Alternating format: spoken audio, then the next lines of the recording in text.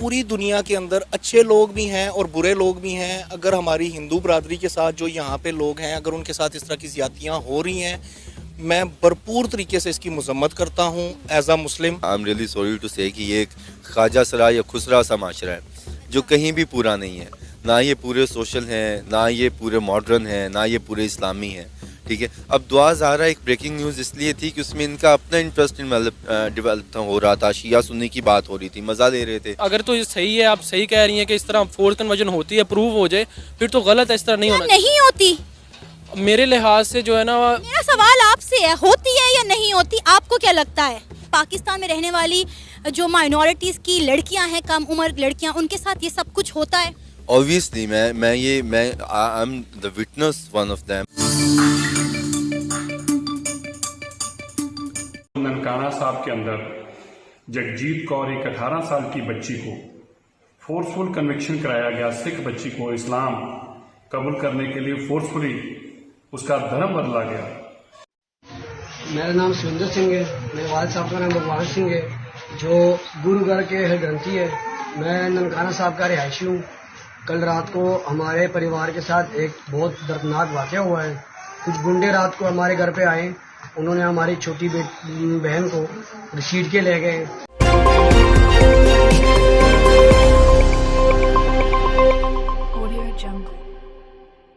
Hello दोस्तों, भारत और विश्व न्यूज़ चैनल में आपका स्वागत है। दोस्तों, आप इस वीडियो क्लिप में आप तो देख ही लिए होंगे कि पाकिस्तानी मीडिया ने पाक के नापाक कामों का किस प्रकार पोल खोल रही है। पाकिस्तान में हिंदू अल्पसंख्यकों पर अत्याचार लगातार जारी है।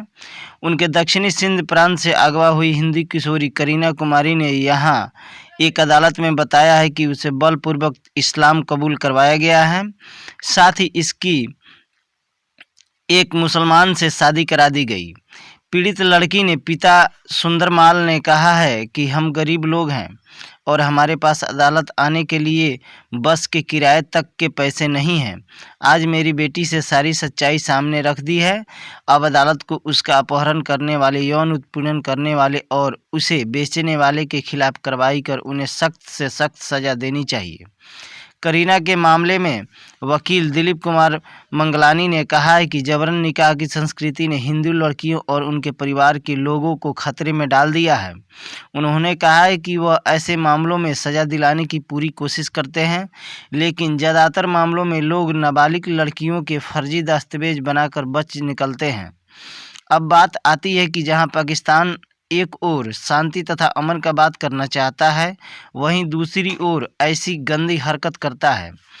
पाक हिंदू भारत से अपील कर रहे हैं कि हिंदुस्तान की अंग है और अब हमें मोदी से सहायता का इंतज़ार है।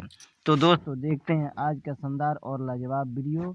ऐसे ही अपडेट के लिए मेरे चैनल को लाइक, सब्सक्राइब और शेयर करें, और यह वीडियो देखने के लिए धन्यवाद। सर, अक़वाम मुत्तहिदा के माहिरीन ने कहा है कि पाकिस्तान में जो मजहबी अक़लियतों से ताल्लुक़ रखती हैं कम उम्र लड़कियां, उनके अगवा के वाक़यात, उनकी जबरन शादियां, उनके मज़हब तब्दीली के वाक़यात में रोज़ बरोज़ इजाफ़ा होता चला जा रहा है।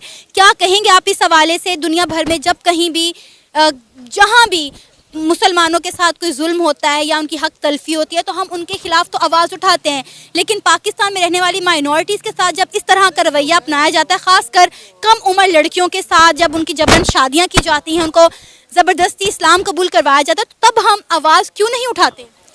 देखिए, पहली बात तो ये है कि जो चीज़ गलत होती है ना, उसे हर बंदा गलत ही कहेगा ना। और अगर ऐसा यहाँ पे कहीं कुछ हो रहा है तो वो गलत ही हो रहा है, ठीक है। लेकिन इतना ज़्यादा गलत हो नहीं रहा जितना कि बढ़ा चढ़ा के ना इंटरनेशनली लेवल पे इसको बताया जा रहा है या दिखाया जा रहा है ना। अगर हम पाकिस्तान की मिसाल ले लें तो पाकिस्तान के अंदर कौन सा ऐसा जुल्म नहीं हो रहा जो कि इंटरनेशनली सतह पे आम लोगों के साथ किया जा रहा है। क्या आया कि मुसलमानों के साथ जहाँ भी जो कुछ हो रहा है उसकी इंटरनेशनली लेवल पे कभी किसी ने आवाज़ उठाई? सिवाय हमारे लीडर थे इमरान खान साहब, उन्होंने बहुत सारी आवाज़ उठाई, इंटरनेशनली सतह पे भी बहुत सारे हकूक़ की भी बात की। लेकिन जब से पाकिस्तान बना है तब से लेके आज दिन तक तकरीबन आई एम 40+, लेकिन मैंने कोई ऐसा लीडर नहीं देखा कि जिसने कोई आवाज़ बुलंद की हो या कुछ की हो।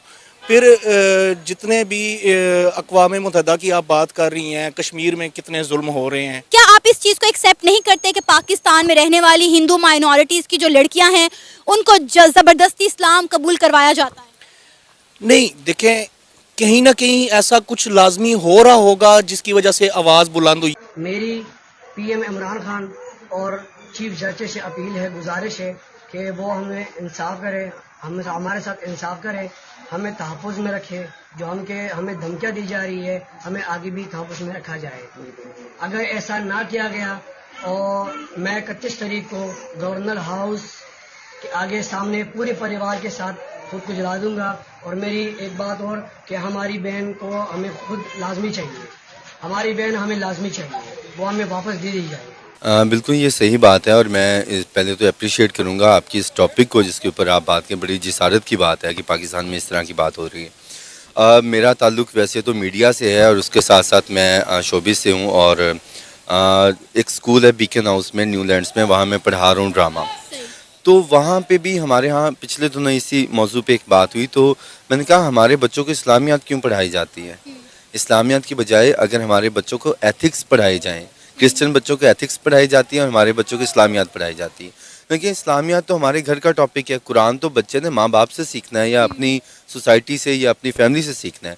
तो अगर इसे एथिक्स पढ़ाई जाएँ जो कि हम में कम है, जो कि हम में नहीं है, हमें इन चीज़ों का पता ही नहीं, हम आम मामलात में बहुत बुरे हैं।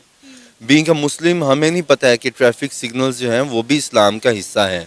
ठीक है, तो जब हम इतनी सारी चीज़ों को इग्नोर करते हैं तो ये तो औरत के मामले में तो हम अभी तक हमें ये नहीं पता है कि उसकी तकरीम क्या, घर बैठी बेटी की तकरीम का नहीं पता है, तो हम किसी और मज़हब की तकरीम क्या करेंगे। क्या आप इस बात पर एग्री करते हैं कि पाकिस्तान में रहने वाली जो माइनॉरिटीज़ की लड़कियां हैं, कम उम्र लड़कियां, उनके साथ ये सब कुछ होता है?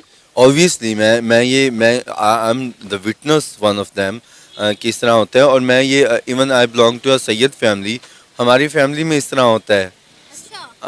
इस तरह अभी भी हो रहा है। मतलब मेरी कई 1-2 फैमिली में लोग हैं जिनकी शादियां जो हैं वो 16 साल की उम्र में इस 2018 में, 19 में, 20 में, 21 में हुई हैं। ठीक है, तो कोई कुछ नहीं उस पर करता है। मैं कम उम्री की शादी की बात नहीं कर रही, ये तो हमारे यहाँ आम रवायत अब बन चुकी है कि एक 16-17 साल की इस्लामी लड़की की शादी किसी दूसरे मतलब लड़के से या इस्लाम से ताल्लुक़ रखने वाले दूसरे लड़के से कर दी जाए। मैं बात ये कर रही हूँ कि हिंदुओं की कम उम्र लड़कियों को इस जबरन जो है वो इस्लाम कबूल करवाया जा रहा है, जबरन उनकी मुस्लिम लड़कों के साथ शादी की जा रही है। और इस बात का इतराफ़ 2022 में इमरान खान साहब ने भी किया था। जी बिल्कुल, लेकिन इस बात का इतराफ़ 1400 साल पहले रसूलुल्लाह सल्लल्लाहु अलैहि वसल्लम ने भी किया था कि इस्लाम में जबर नहीं है। और अगर इस तरह हो रहा है, मतलब ये उस दौर से लेके अब तक हम मुसलमानों ने सिर्फ इतनी सी तरक्की की है कि मतलब कुछ भी नहीं है। मतलब ये आप देखें ना, इस तरह से कभी भी इस्लाम फैलेगा नहीं बल्कि रुकेगा। हमारा बहुत नेगेटिव इमेज बाहर के मुल्कों में जा रहा है।